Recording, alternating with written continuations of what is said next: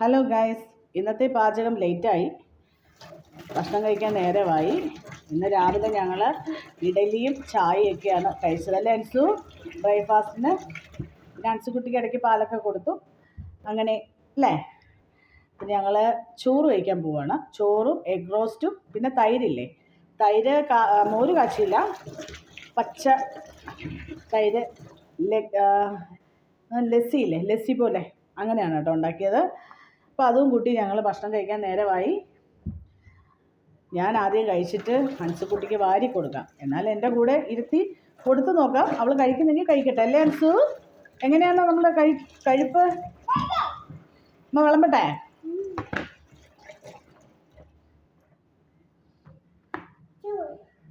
ചോറ് ഊറ്റട്ടെ. അൻസു, ചോറിൻ്റെ കൂടെ കഴിക്കാം മോളെ. ചൂട് കളിക്കല്ലേ. നമുക്കേ ആവശ്യത്തിന് ചോറ് ഊറ്റിയിട്ടേ നമുക്ക് കഴിക്കാം. ചോറിൻ്റെ കൂടെ കഴിക്കാവേ തൈര്. ആവട്ടെ. അമ്മ പ്ലെയിൻ എഗ്ഗ് തന്നല്ലോ കഴിക്കാൻ വേണ്ടി, അതെന്നാ കഴിക്കാഞ്ഞ്? നിൽക്കേ, ഒരു മിനിറ്റ് നിൽക്കേ.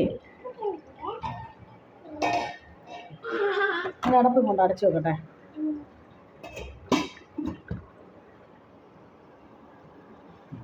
ആവട്ടെ കേട്ടോ.